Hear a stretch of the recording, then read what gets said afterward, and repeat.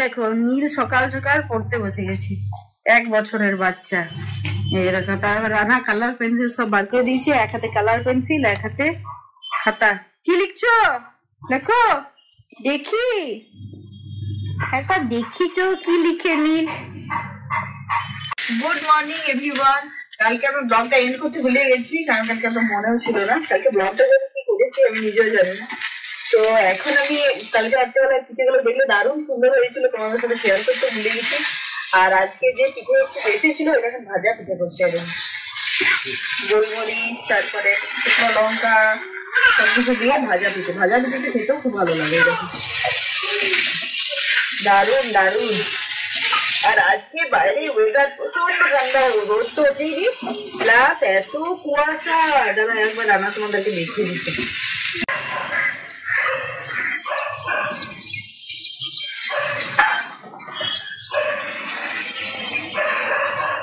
এই দেখো ভাজা পিঠে, এই ঠান্ডা ঠান্ডা ওয়েদারে প্রচুর কুয়াশা, ভাজা পিঠে খাবো আমরা সবাই মিলে।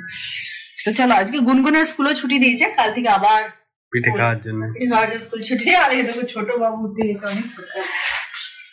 ও ধোঁয়া উঠছে পুরো।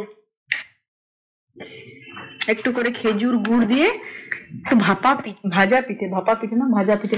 আরে দেখো একজন নিজের কাজ করছে। এই হাত ভাজা, ঠাকুরের জায়গা যাবে, ঠাকুরের জায়গা।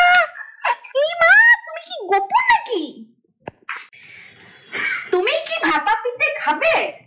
টাটা করে দাও সবাইকে, টাটা।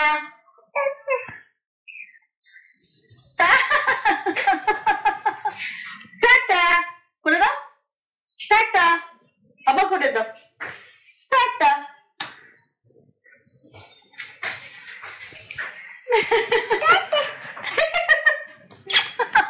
কে একটু পাস করে দাও তো আমাদের, গেট পাস।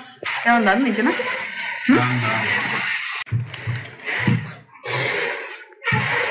Yeah.